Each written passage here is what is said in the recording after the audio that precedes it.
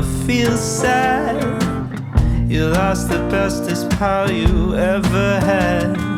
There'll come a time, now don't forget it. There'll come a time when you'll regret it. Someday when you feel lonely, your heart will break like a mine. You'll want me only after you've gone. After you've gone. Hay una recurrencia en las charlas que tuvimos antes en esta misma mesa, en este café, casualidad, sobre la necesidad de la vivienda. Digo vos porque vos estás en el tema, obviamente. Pero digo, del lugar del trabajador, en el caso del trabajador incluso en blanco, que decís, estás en blanco, tendría que poder llegar cómodo a fin de mes, y hay algunos que incluso están alquilando. Qué difícil se debe hacer el acceso a la vivienda. ¿Qué le ocurre a una persona que está en esa situación de alquilar o de vivir con un familiar y que le esté costando llegar a poder tener su propio hogar? Bueno, en principio la idea de pensar en la salud mental y en todo lo relativo a lo emocional es pensar en proyectos de vida, ¿no? Y en el proyecto de vida siempre está incluido la idea de tener un hogar, una familia, muchas veces de tener una casa, un trabajo. No convivir con el suegro, la suegra.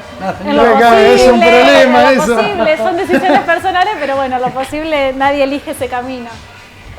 Y por supuesto que hablar de salud mental es hablar de un montón de factores, ¿no? Pero digo, generalmente... perdona que te interrumpa, pero convengamos que cuando tenés que convivir con otros integrantes de tu familia extendida o de la familia extendida de la otra persona, no es sencillo y no debe ser muy bueno para la salud mental de quien tiene que vivir esa situación.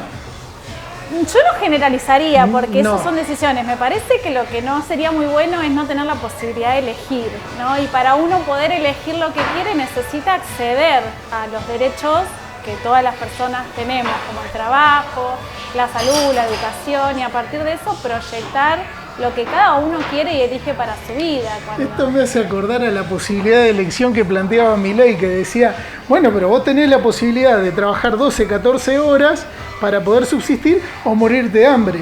Y entonces Milei dijo, bueno, sí, también está la posibilidad, podés elegir morirte. No es la mejor opción. No, o sea, la posibilidad de elegir existe sobre la base de derechos, digamos. Claro. No hay posibilidad de elección cuando no están garantizados los derechos fundamentales de cualquier persona. Y en lo que es la salud mental y el estado emocional, necesariamente influyen los factores económicos, sociales, históricos, culturales, no solamente lo psicológico, lo individual, ¿no? Por ahí tenemos más esta idea de relacionar la salud mental o el estado emocional con algo individual, ¿no? O incluso ya asociándolo a lo psicopatológico, y en realidad la salud mental, digamos, aborda el sufrimiento humano y en eso hay determinantes sociales, y entre eso lo que tiene que ver con la posibilidad la falta de acceso, de tener una vivienda digna, de tener un trabajo digno. Exacto. ¿Hay una relación estadística, si es que existe, entre los momentos de crisis económica y los momentos en los que por ahí se percibe que mayor cantidad de personas están necesitando de alguna ayuda terapéutica? No puedo dar números estadísticos porque no los conozco, no los tengo, pero claramente los factores socioculturales influyen en las modalidades, digamos, que adquiere el sufrimiento humano, y las consultas aumentan. Lo hemos visto con la pandemia, por ejemplo, ¿no? Situaciones sociales tan complejas aumentan generalmente la demanda en los servicios de salud en general y de salud mental particularmente. Eso es muy importante porque muchas veces lo que ha sido la salud mental ha sido como segregada de la salud en general, ¿no? Como si fuera otra cosa. Y eso hace y es parte exactamente de la vida. O sea, hoy salud es un todo, se considera. Es un todo, exactamente. La salud hay que pensarla integralmente, y la salud mental como parte, digamos, de todas las cuestiones de salud que hacen a la vida del ser humano y al sufrimiento también. Y dentro de las consultas, por ejemplo, el hecho de no tener acceso a, se lee esa falta, digamos, vos lo podés ver. Esa falta de derechos. Claro, esa falta. Exactamente, sí, porque digamos que la incertidumbre que genera y la sensación de desestabilidad, el hecho de no poder tener un proyecto que uno lo ve que lo va a poder concretar, bueno, despierta obviamente muchos temores, inquietudes, ansiedades, que bueno, que por supuesto que tienen que ser acompañadas por los profesionales, por los servicios, pero que necesariamente si no hay una red de contención comunitaria y social, eso quedan produce más desamparados aún. Totalmente. Ahora esa falta de derechos o esa dificultad para obtener, por ejemplo, tu vivienda o lo que fuere, ¿no aumenta también los conflictos intrafamiliares, la violencia? Seguramente, ¿no?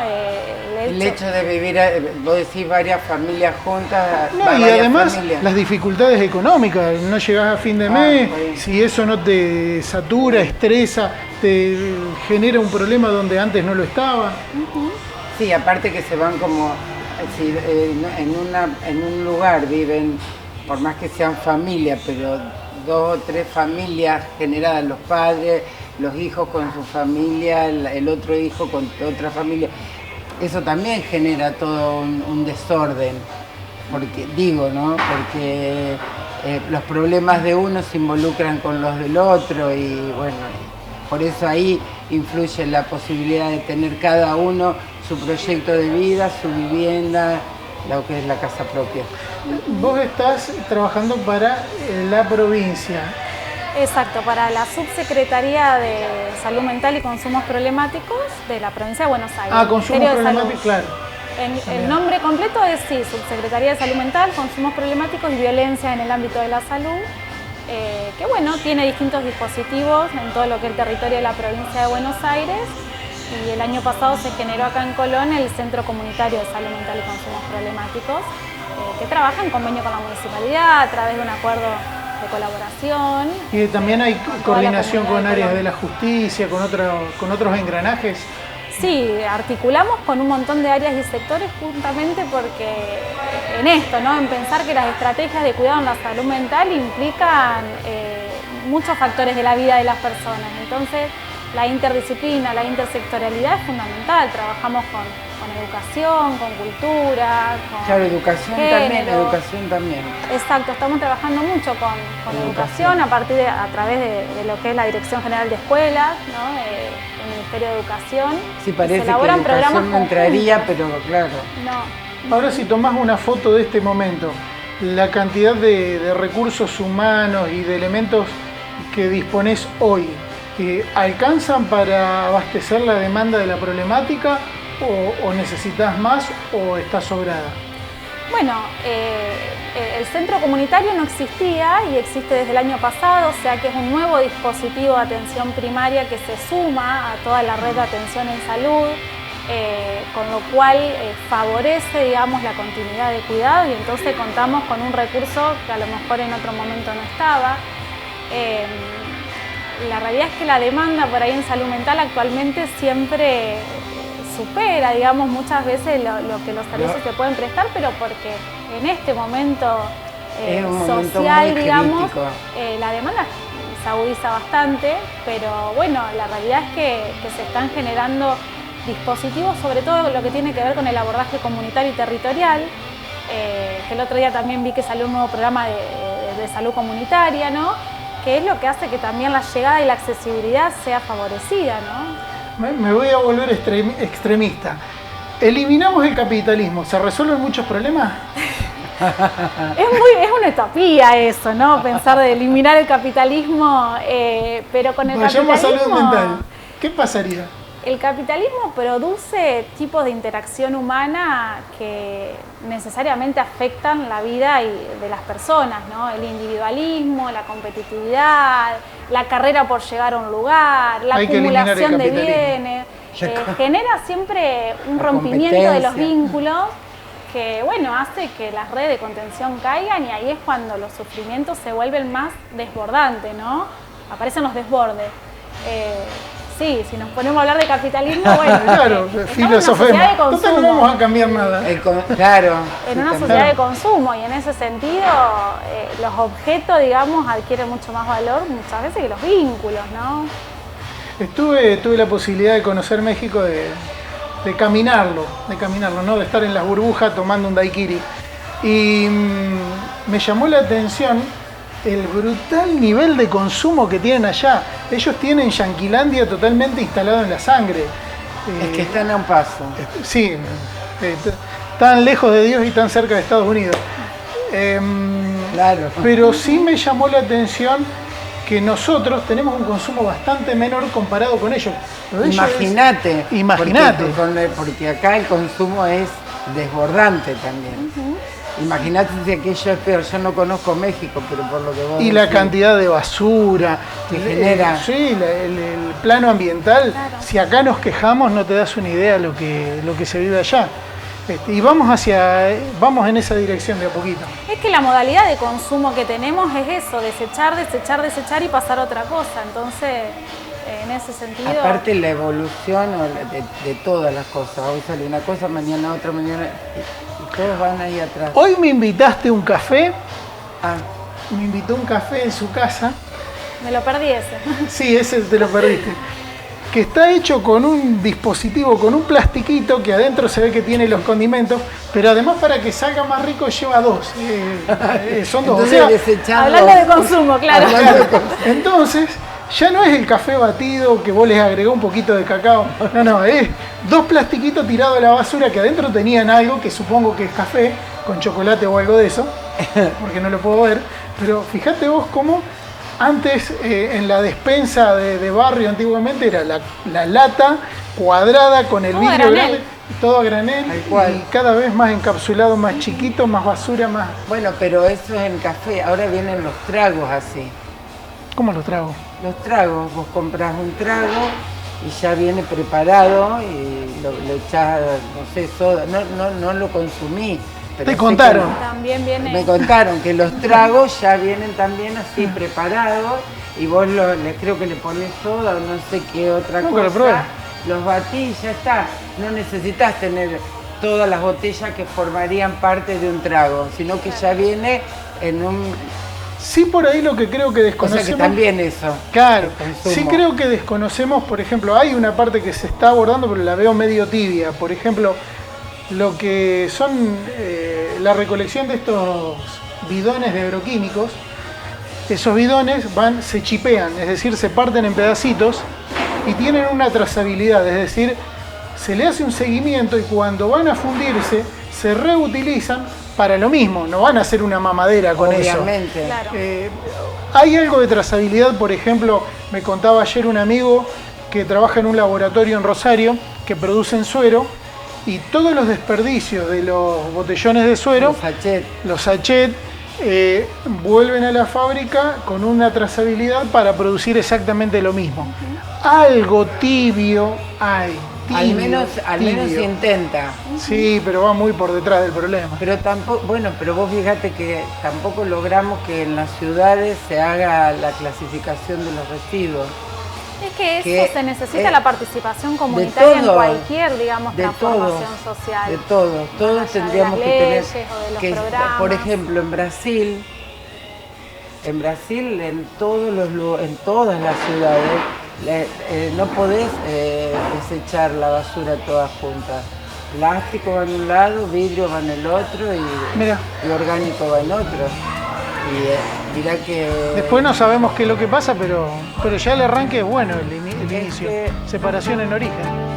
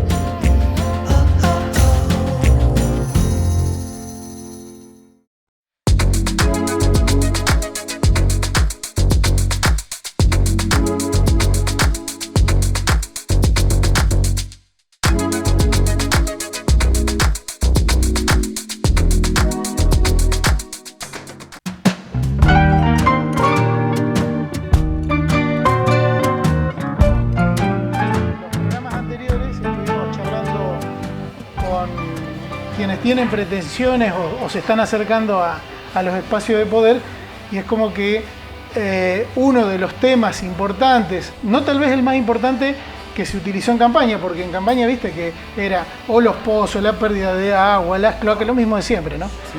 Pero uno de los temas tiene que ver con la dificultad de acceso a la vivienda y de acceso a la tierra. El municipio antiguamente tenía un banco de tierra, ¿nunca tuvo un banco de tierras? No, la municipalidad lo que tuvo hace bastante tiempo fue unos programas de provincia donde a través de la provincia el municipio adquiría tierras y después se loteaban por un plan que se llamaba Plan Familia Propietaria. Y a partir de esa adjudicación de una parcela de tierra a cada ciudadano, digamos, se generaba a través del Instituto de la Vivienda un crédito para la vivienda en ese lote. O sea que nunca hubo terrenos que sean municipales. Sí, hay terrenos que sean municipales, pero hay terrenos municipales desde hace muchísimos años que la gente los fue ocupando y se hacían tenencias precarias respecto de esos terrenos ocupados, se medían, se regularizaban y a través de Escribanía General de Gobierno se ponían a nombre de la persona que los estaba ocupando. Se vendían con un valor, digamos, mínimo para que la gente pudiera acceder y tenerlo a su nombre. Pero la mayoría de los terrenos fiscales ya estaban ocupados de hacía un montón de tiempo. O sea que esos terrenos no quedó ninguno libre que sea del municipio. Hoy por hoy no. Entonces cuando se habla de tener un banco de tierras, ¿de sí, qué estamos hablando? Hay un proyecto de banco de tierras, pero porque hay también mucha tierra provincial que habría que regularizar. No mucha, pero hay tierra provincial para regularizar. Hay tierras que están en estado de abandono, o sea, quintas o parcelas o manzanas que tienen un titular en realidad, pero hay gente que por diferentes razones o motivos no está más en color, o han muerto los dueños y no ha generado una cadena sucesoria. Entonces, esa tierra hay que hacer todo un trámite para que el municipio pueda adquirirla y ponerla a su nombre, que de hecho se está haciendo algo de eso. Eso más claramente te lo podría explicar la gente que está en tierras en la municipalidad. Yo te cuento de los años de haber estado, pero es más o menos así. Y la idea era que además hay mucha tierra que cada vez que se hace un loteo se genera mucha tierra a favor del municipio, que puede ser para espacios comunitarios o puede ser para espacios verdes. ¿Qué pasa? De cada quinta o de cada suponete una chacra que se lotee, porque al dueño le conviene lotearlo, hay un 10% de esa tierra que la provincia te marca que tenés que dejarla. Para espacios verdes. Para espacios verdes o para espacios comunitarios. Entonces la idea que sería que esa tierra que está que va a estar dentro de una trama urbana, ir aglutinándola en otro lugar. Entonces toda esa tierra que ya es municipal, que son parcelas a lo mejor más pequeñas y que al municipio no le conviene tener tanta parcela diseminada en distintos lugares porque es toda tierra que tenés que mantener. De limpieza, de higiene, de lo que sea. Entonces, ¿qué pasa? La idea cuál sería que toda esa tierra formara parte del municipio, se escriturara a nombre del municipio y después darle otro fin y ese fin ubicarlo en otro lugar. Entonces vos podrías tener para espacio comunitario un lugar más importante o más grande para generar una escuela, ponele. Y un espacio verde lo mismo, porque no te sirve tener un espacio verde de 20 por 40, porque es una plaza pequeña y a lo mejor con todo el crecimiento que tiene Colón, a lo mejor convendría tener dentro de las grandes urbanizaciones que se están haciendo una manzana de un 100% y generar ahí sí una plaza más importante. Ahora, pero está el proyecto. Yo no sé tu caso, Leticia, porque yo tengo la suerte de haber recibido como herencia en vida una casa.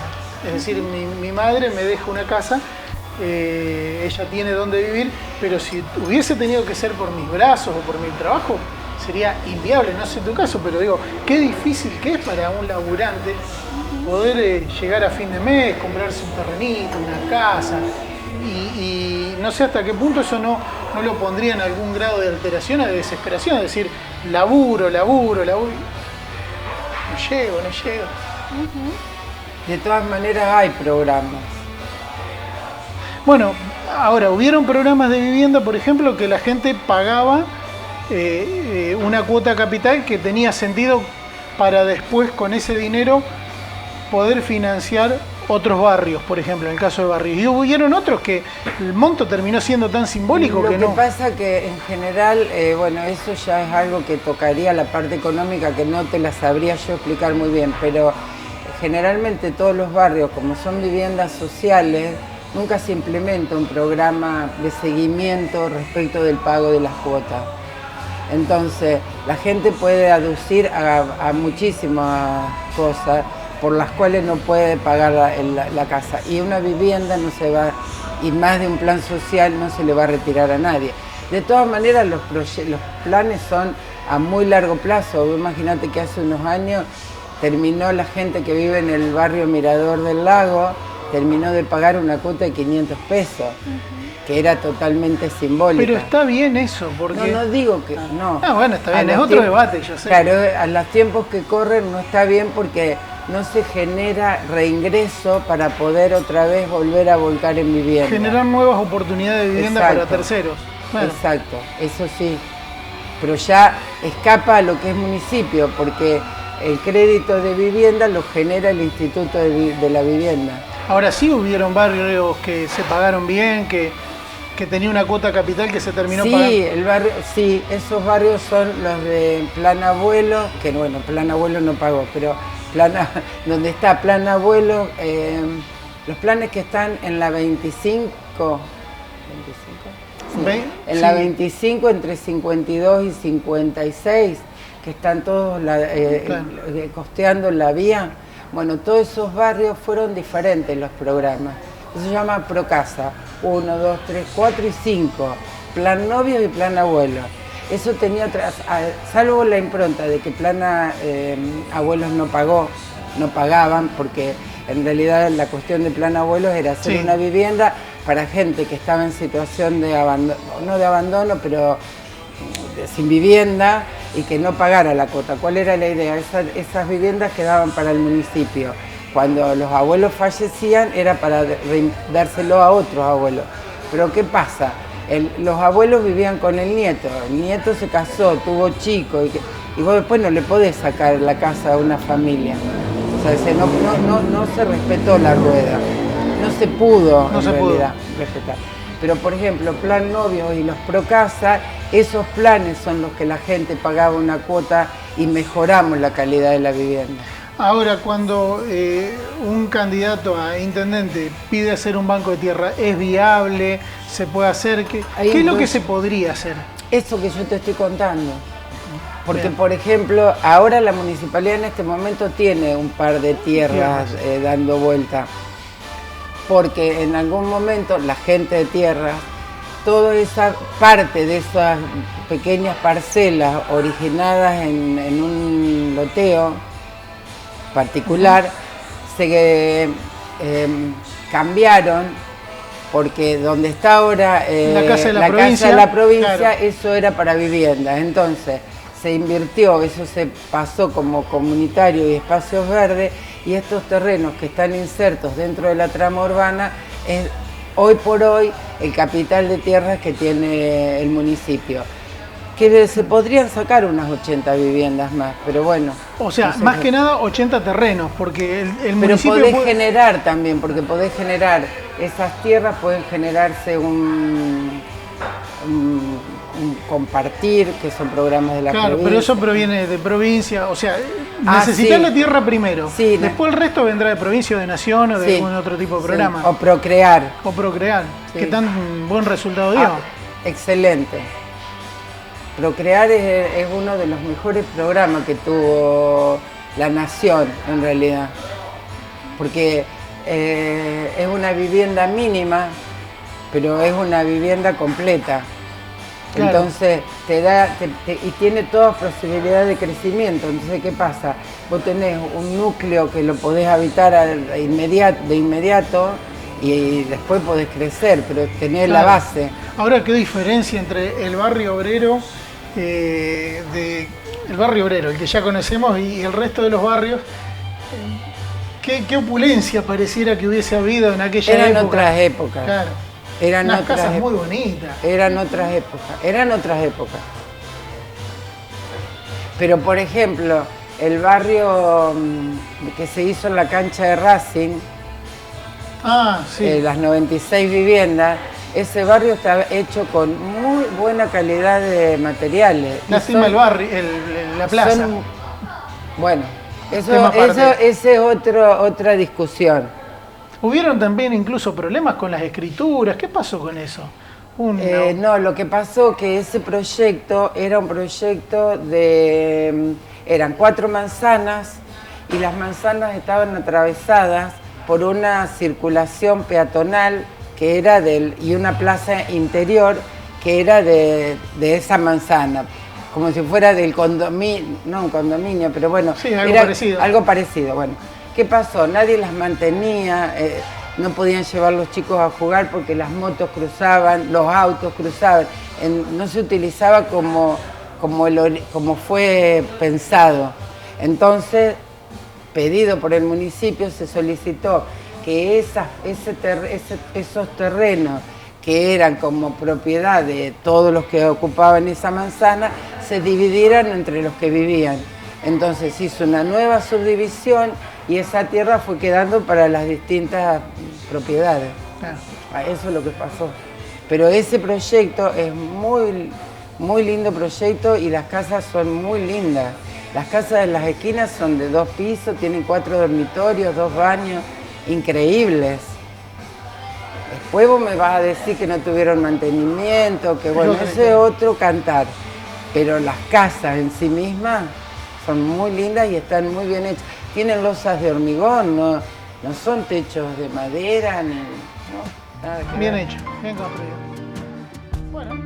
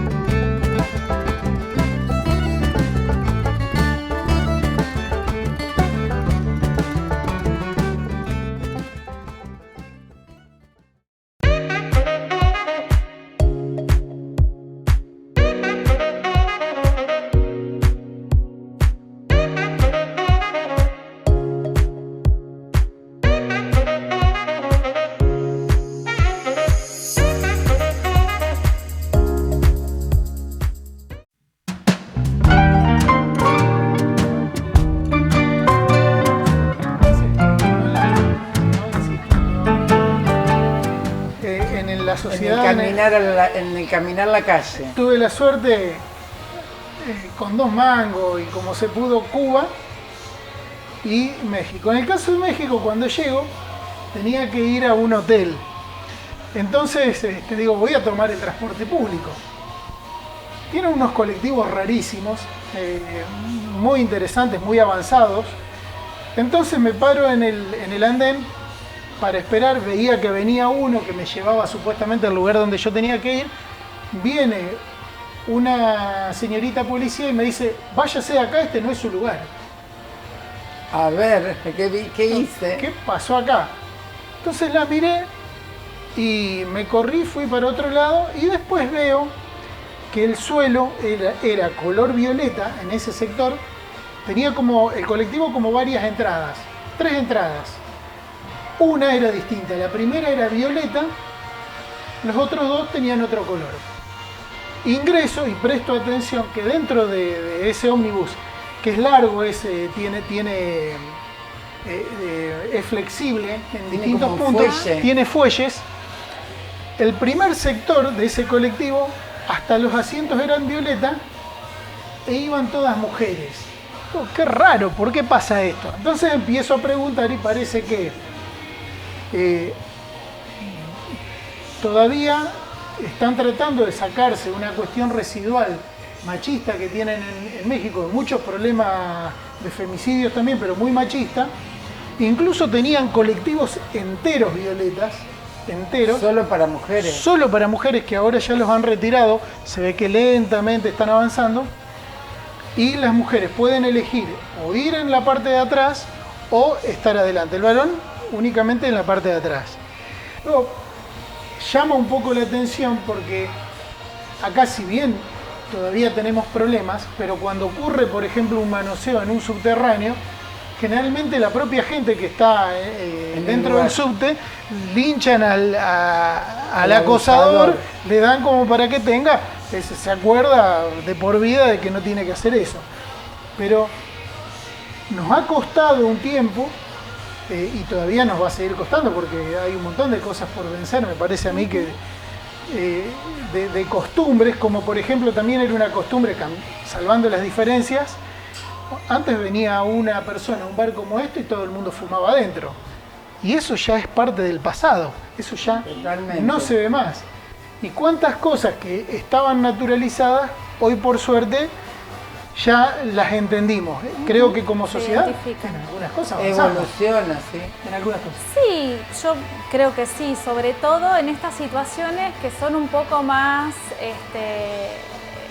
grotescas, ¿no? Digo, claramente, el ejemplo que diste, digo, de un manoseo en un lugar público, rápidamente lo podemos identificar como una situación violenta. Sin embargo, hay situaciones y acciones cotidianas más sutiles, lo que sean los micromachismos, ¿no?, que dan cuenta de esa desigualdad y de este ejercicio de poder y de violencia hacia las mujeres, que por ahí nos cuesta más, me parece, ¿no? Digo, aquello que está bien a la vista y sobre todo si tiene que ver con una cuestión física, rápidamente nos damos cuenta y en buena hora, ¿no? Pero por ahí también en el día a día, digamos, de la vida de las mujeres, nos encontramos frecuentemente y en los distintos ámbitos en los que circulamos con por ahí gestos o acciones un poco más sutiles que por ahí sí siguen estando naturalizadas. O sea que en ese sentido me parece que... ¿El ESI trabaja con eso? ¿Está avanzando en eso? Sí, por mi parte yo ando en el ámbito docente, pues soy docente, también soy profesora en psicología y la educación sexual integral es un trabajo que en educación en todos los niveles se viene haciendo y trabaja mucho y hay mucho interés también por parte de los estudiantes, digamos, de conversar sobre todo lo relacionado a la sexualidad en términos generales, a la perspectiva de géneros, a los derechos de los varones, de las mujeres. O sea que a futuro con los chicos tal vez tengamos un futuro mejor. El tema es cómo cambiar lo que ya está medio roto. Porque... Sí, no, y aparte que hay generaciones que ya tenían preceptos machistas. Sí, se nació con eso. Claro. Claro, criado dentro de esos conceptos. Que evolucionás, pero los chicos más jóvenes ya vienen con esa impronta, es diferente. Ahora me llamó la atención algo, a mí me parece que si bien se está avanzando y obviamente falta mucho con lo que es micromachismo y todo lo demás, que tal vez haya que vivirlo a la inversa, es decir, cuando vos lo sentís del otro lado, ahí es como que Te cae la ficha. Te cae la ficha. Sería uno de los métodos. Uno es que te lo expliquen y lo entiendas, otro es que lo veas y que lo entiendan, otro es que lo sientas y que lo entiendas. Una forma necesitas verlo para no reiterarlo, me parece a mí. No sé bien los distintos mecanismos. Pero lo que noto, por ejemplo, es que si bien en el caso del feminismo se ha avanzado bastante en la visibilización de los problemas de la mujer, noto que a pesar de todo, del gran esfuerzo, la cantidad de femicidios no pareciera estar bajando. Se ve muy... ¿Y a qué se deberá eso? A la agresividad de la sociedad. La verdad es que, o sea, los avances con la lucha feminista se han visto, pero falta mucho y lo vemos todos los días, y lo vemos en los medios de comunicación, y los vemos claro. en aquellos que alzan la voz, en los que tienen los micrófonos. Me parece que ahí hay un trabajo, la sociedad se debe, que recién ¿no? empieza. Sí, sí. A mí me llamó la atención, días atrás vi un cartel, no me acuerdo dónde lo vi, pero era algo así, eran como dibujos, y entonces decía, si tu novio te mira los mensajes, eso es, ay, que estoy medio, si te mira los mensajes, eso es acoso, abuso, violencia. Si tu novio hace tal cosa, es violencia. Si te pregunta cada rato dónde estás, es violencia. Lo cual estaba bueno. Pero me da la sensación de que tal vez el problema sea un poco más amplio y tal vez se dé en ambos sentidos. ¿Hasta qué punto? ¿Y si la novia le mira los mensajes al novio? Claro, digo, ¿Cómo? me parece que ahí es donde tal vez se esté avanzando lentamente ahora, porque esto que yo te comento es un cartel que ya tiene una data, ya tiene un tiempo, pero me parece que en algo hemos avanzado. Pero ese cartel, que es viejito, me parece que marca una época, y me parece que hoy me da la sensación, y vos me dirás, que es bidireccional. El problema claramente es que la cantidad de femicidios es alta, la que termina muriendo es siempre la mujer. Siempre la que está en inferioridad de condiciones es la mujer, digamos, en cualquier Porque es tipo una de cuestión relación. de fuerza también. Sí, y aparte una cuestión social y estructural donde siempre los espacios de poder, de decisión, los han dominado los hombres. Por ahí este tipo de campañas me parece que son interesantes en el sentido que permiten el registro de estas cuestiones cotidianas que están naturalizadas, Claro. ¿no? Apelar a eso, bueno, una Sí. conducta específica. Si tu novio te mira los mensajes, bueno, ahí me doy cuenta entonces qué está pasando. Claro. Y a lo mejor si hablamos en términos más abstractos, es más difícil aún identificar si estoy en una situación de violencia, ¿no? O no lo estoy. Me parece que ese tipo de campañas son interesantes porque pero me van a parece la que- cotidianidad, digamos, de las relaciones. Pero debería ser bidireccional. Cuando un varón también percibe eso, que tiene ese tipo de violencia, también que pueda advertir que algo está fallando antes de que pase a mayores. Digo, Yo no estoy de acuerdo con eso, no, ¿Por qué? no debería ser porque, digamos, estructuralmente en la sociedad la mujer ha estado siempre en inferioridad de condiciones, ¿no? Y que sea bidireccional es como negar eso, que es la base del machismo, digamos, y de una sociedad donde...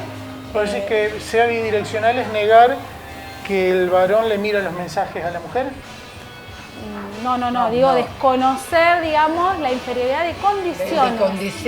las condiciones. De relación de fuerzas. Exacto, exactamente. Entonces me parece que no pensar en una bidireccionalidad en este sentido es hablar de otra cosa que no tiene que ver con la violencia de género, que es lo que existe hoy en día y que lleva después a consecuencias tales como, bueno, Sí, un los femicidio femicidios. en los casos más Más graves, pero graves. otro tipo de situaciones donde la mujer se ve imposibilitada de ejercer autónomamente su vida. Pero ¿no? ¿no crees que si esa misma campaña hubiese sido más general, que el varón también advierta cuando algo está fuera de lugar? Digo, para evitar problemas a futuro, cuando todos estamos despiertos. No, yo creo, me parece ¿No? que no. En todo caso es importante que el varón también pueda advertir cuando está ejerciendo la violencia. Cuando le ejerce ¿no? claramente, sí. En ese sentido, Y sí, cuando lo también es recibe, importante también. trabajar con las masculinidades, pero pero no se puede desconocer, digamos, que en el ejercicio de la violencia hay inferioridad, ha habido históricamente de condiciones hacia la mujer. Sí, es como que no estoy del todo de acuerdo, pero... No, seguramente no estemos de acuerdo. No, pero sí estoy de acuerdo en la inferioridad de condiciones, claramente, en la cantidad brutal de femicidios. Yo hablo de la campaña, por ahí es como que tal vez... y que a pesar de todas las líneas de trabajo que se han hecho desde Nación, desde provincia, desde el Estado en general, no se resuelve todavía el problema. Y la cantidad de femicidios sigue siendo muy alta. Por eso te digo, no se resuelve a pesar del gran trabajo, me parece. ¿O será que falta más, como vos decís? Sí, porque hay lucha de ideas y tensión, digamos, entre distintos sectores permanentemente. Eso sigue existiendo. Siempre, digamos, la jerarquización del hombre y de los poderes del hombre sigue pujando también. Entonces es una lucha que se tiene que dar cada vez más y donde se involucren cada vez más personas. Igual, ese es mi punto de vista. Vamos en esa dirección. Igual Sí, desde tu pienso lugar, que ¿no sí. te parece que la sociedad es como que está en general más agresiva? O sea Sí. que es un problema social de sociedad, ¿no? De hombres y mujeres.